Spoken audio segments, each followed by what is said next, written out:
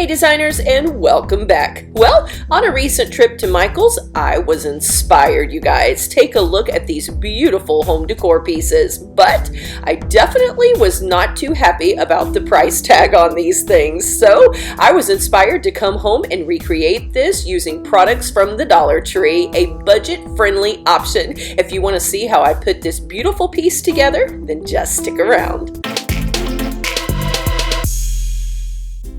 Today's home decor creation is part of a collaboration with the Dollar Tree Divas, being hosted by the lovely Couponing Forever. I will have her link as well as all of the other channel links posted for you down below. To create this beautiful masterpiece, you will need just a few items. You will need some of these 5x7 picture frames, 6 of them to be exact. You will also need some of the cotton twine, a beautiful spring-themed gift bag or postcards, the metallic thumbtacks in either gold or silver, a package of the clothespins, a foam craft brush, some of the washable craft glue, a strand of the super cute little spring battery powered lights, and some spring flowers in the colors of your choice. Because this project will get a little messy, you do want to put a protective layer over any counter space that you're working on. Now we're ready to get started. To begin this project, we need to take apart all of our picture frames, removing the back and the glass. All you want is just the frame. Once you've accomplished that, take a pair of pliers and remove all of the metal posts. Because these frames are metal and not wood, we do need to scratch the surface just a little bit, making it more porous. This will enable our paint to stick just a little bit better. Take a fine grit sandpaper and make sure that you sand all of the visible edges where you will be applying your paint. Once you have that sanded, take a little dust cloth and remove all dust and debris.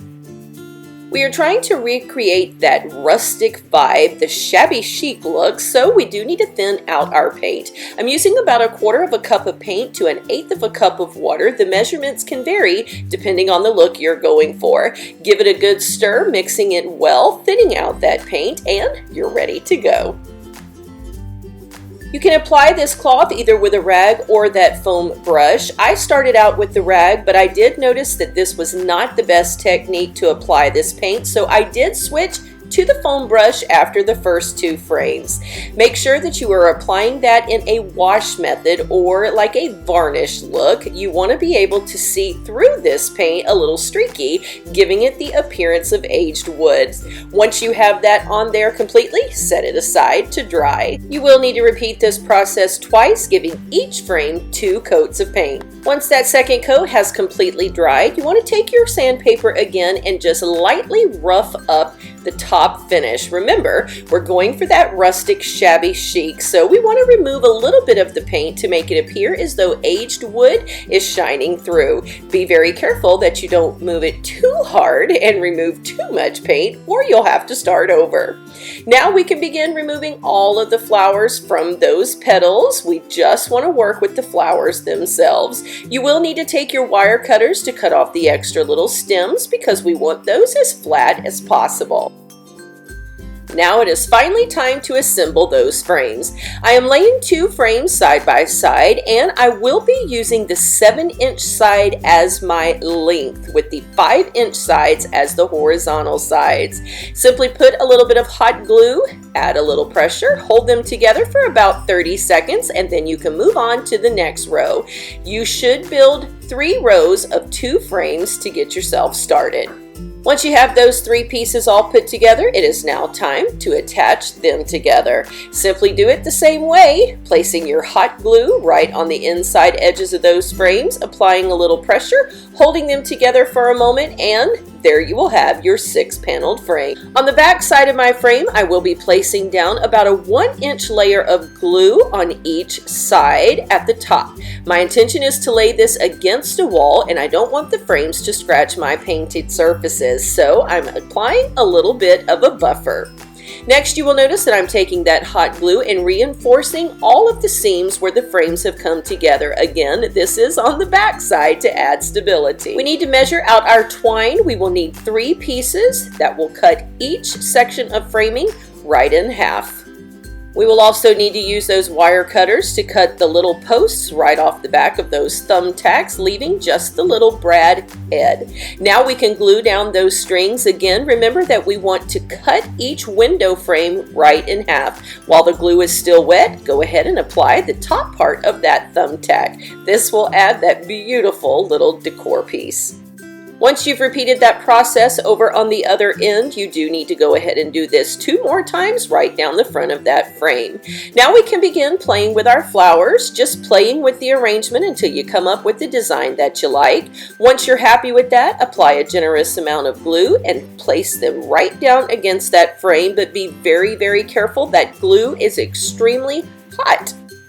I am placing this pattern on the bottom right-hand corner of this frame, and I will mimic that up on the top left-hand corner for a diagonal pattern. However, you feel free to decorate your frame up just like you want to. You can even have flowers over the whole thing. It really is just personal preference.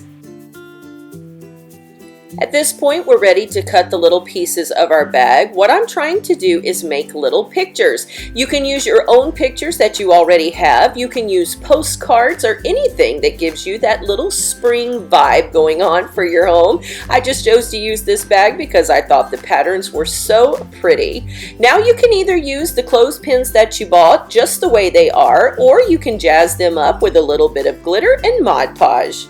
I, however, had several beautiful ones sent to me in some pocket letters, so that's what I'm choosing to use. Taking those little clothespins and all of your pictures, just begin randomly putting them on the strings that you've already attached to your frame. You will notice that I also hung a few of my flowers as well, and voila, look what a beautiful design comes out of this. It is so pretty and elegant and screams spring, and it didn't cost us a fortune to do. Both of the panels that I saw inside of Michael's were priced at $40, and even with their sale, they were checking out at $25. With just $10 worth of products from the Dollar Tree, I was able to recreate something that I feel looks just as pretty as what I could have bought inside that store. It really is possible to have beautiful home decor for just pennies on the dollar. And check out what else you can do. Adding these beautiful little battery-powered solo lights give it that little extra pop that looks like a wonderful spring night sitting out in the backyard underneath a canopy. How awesome is that? Definitely remember to check out all of the other channels that I have linked for you down below. I know you will be as excited about all of their DIYs as you are about this one. Thank you, Couponing Forever, for inviting me to be a part of this. And remember, everyone, you were created for purpose, so go be all you can be. Thank you for watching. I'll see you in the next video.